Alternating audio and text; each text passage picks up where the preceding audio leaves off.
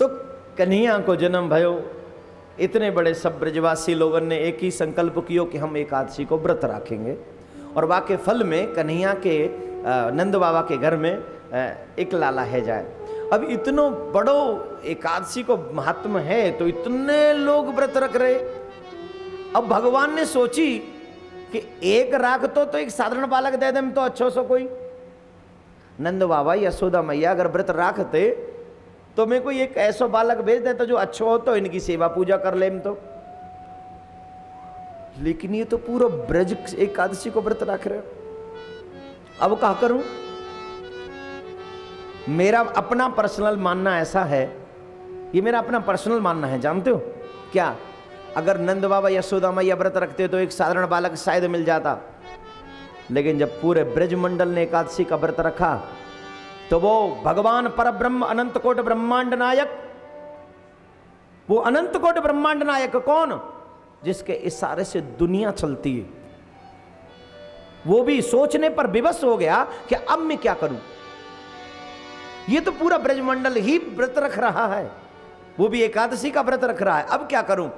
तब उसने निर्णय किया कि जब इतना पुण्य है तो फल भी उतना ही बड़ा होना चाहिए। और इतने बड़े एकादशी का, इतने लोगों का व्रत रखने का फल कोई साधारण बालक नहीं हो सकता। अब तो मुझे स्वयं ही इनका बालक बनके, इनका गोपाल बनके जाना पड़ेगा। इसलिए स्वयं श्री कृष्ण लेकर जन्म पहुंचे यशोदा मैया के। एक और बात, लीला पहले ही निश्चित हो चुकी थी कि मुझे देवकी के यहां जाना है, जन्म देवकी के यहां लेना है, कंस को मारना है। लेकिन एकादशी के व्रत की वजह से थोड़ा सा प्रोग्राम चेंज कर दिया, थोड़ा सा। आप कहीं जा रहे हो, कहीं जा रहे हो और रास्ते में कोई पहले कोई प्रोग्राम ना हो कि उसके घर जाना है, और जब अचानक से उसका फोन आ जाए, भाई कहाँ जा रहे हो, पता चले कि वहीं तेरे घर के आगे से निकलूंगा, प्रोग्राम में चेंज करोगे या नहीं? अगर वो प्रेमी है तो कहेगा यार थोड़ा सा तो शर्म कर, होता चला जाए आओगे, बोलो करेगा कि नहीं? चेंज करना पड़ेगा ना आपको भी। वैसे ही मेरे कन्हैया को भी थोड़ी सी शर्म आ गई, उसने भी प्रोग्राम थोड़ा चेंज कर लिया।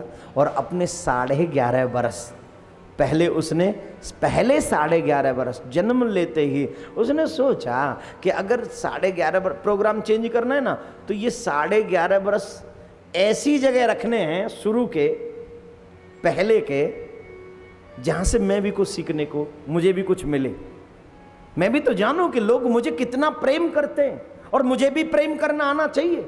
देखो भाई, भगवान को प्रेम करना नहीं आता था। भगवान तो कभी नरसिंह बन के आ गए, कभी परशुराम बन के आ गए, कभी राम बन के आ गए, मर्यादा पुरुषोत्तम बन के 12 बन के आए तो विचारों का नाश कर दिया। अरे जितना भी बने सबको बनते, अभी तक प्रेम किया कहां है इन्होंने?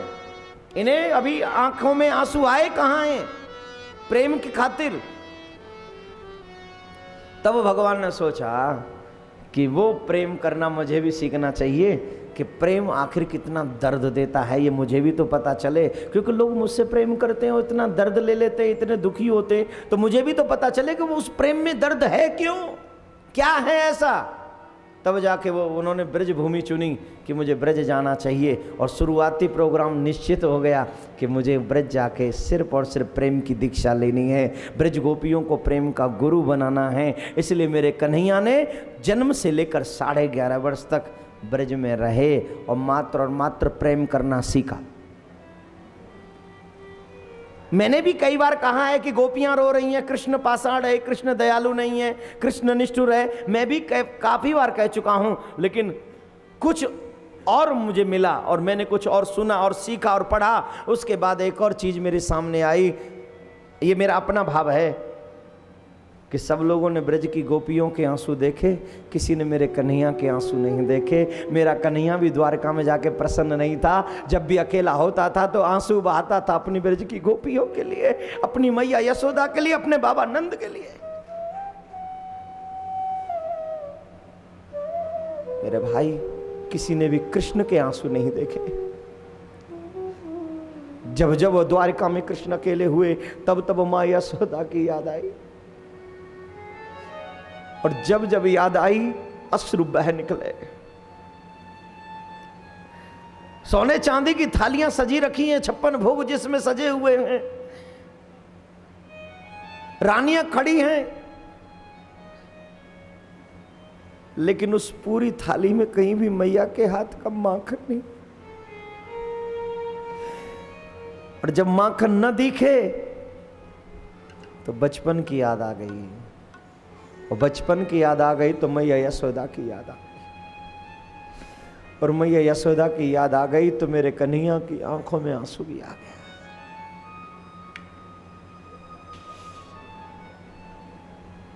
सबने ब्रज की गोपियों के आंसू देख लिए, सबने मैया यशोदा के भी आंसू देख लिए, सबने नंद बाबा के भी आंसू देखे, ब्रज ग्वाल वालों के भी आंसू देखे, लेकिन किसी ने भी मेरे कृष्ण के आंसू नहीं देखे। वो रोता है ये किसी को नहीं पता, वो पता भी है तो सब लोगों ने बस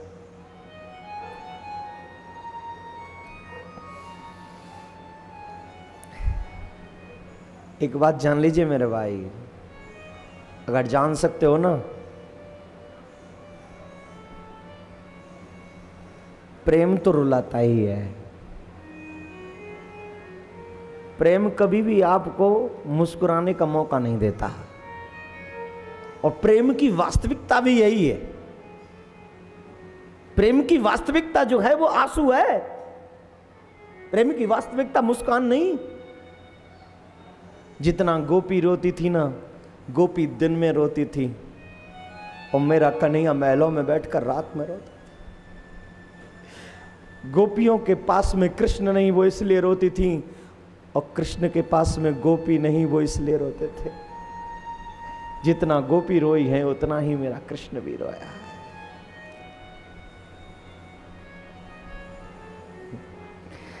एक संत ने तो यहां तक लिख दिया, जो मैं सो जानती प्रीत किए दुख हो,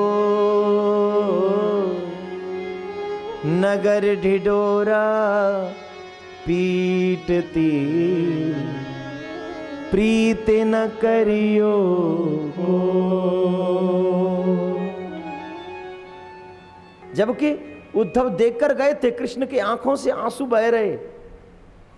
जब गए पहले तो आंखों से आंसू बह रहे, रो रहे हैं, ब्रजवासियों की याद कर रहे हैं। ये देख के गए थे उद्धव। इसके बावजूद जब देखा कि गोपियों के आंसुओं की तो बाढ़ आई पड़ी है ब्रज में,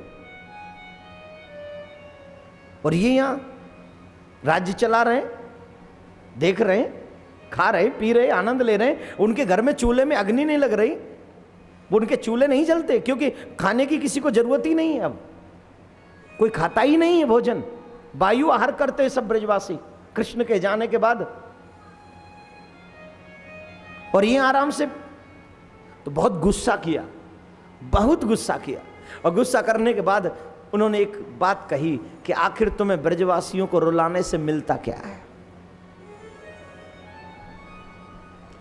आखिर तुमने ब्रजवासियों को दुख दिया क्यों?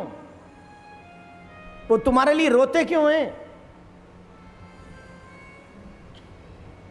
तब वो कृष्ण कहते हैं, उद्धव जानते हो, जिसको मैं सबसे ज़्यादा प्यार करता हूँ ना, जिसको मैं सबसे ज़्यादा प्रेम करता हूँ, मेरे पास उसको देने के लिए कुछ भी शेष नहीं रहता।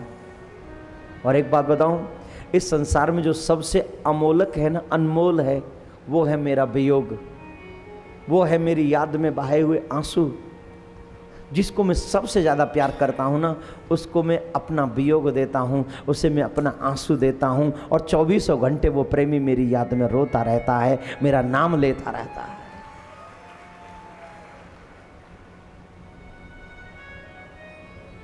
तू क्या सोचता है सिर्फ गोपियां रोती, मैं नहीं? क्या सोचा? मैं नहीं रोता, मैं भी रोता हूं।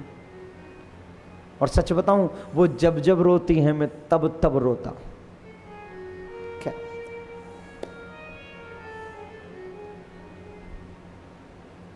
प्रेम आसान नहीं है, लेकिन मैं आपसे एक ही निवेदन बार बार करूंगा, दुनिया के लिए अपने कीमती आंसू जाया मत करना। अगर दुनिया के लिए तुमने ये आंसू जाया किए ना, तो मैं सच कहता हूं तुम्हारे आंसू किसी काम के नहीं, और ये दुनिया वाले तुम्हारे आंसुओं की मिट्टी की भी कीमत नहीं करे। मिट्टी की कीमत दे देंगे, लेकिन तुम्हारे आंसुओं की कोई कीमत इनकी नजर में नहीं है। अगर तुम चाहते हो कि तुम्हारे आंसुओं की कीमत हो, तो मेरे प्यारे दुनिया के लिए मत रोना और दुनिया के लिए आंसू मत बहाना। जब भी मौका मिले मेरे गोविंद के लिए आंसू बहाना, तेरे आंसुओं की कीमत बढ़ जाएगी। सिर्फ मेरे गोविंद के लिए, मेरे कृष्ण के लिए आंसू बहाना। दुनिया वाले तो जला देते हैं और मेरा कन्हैया जलने से बचा लेता।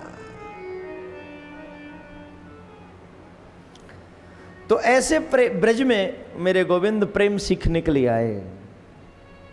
थोड़ा सा विचित्र है, आप समझ रहे होंगे।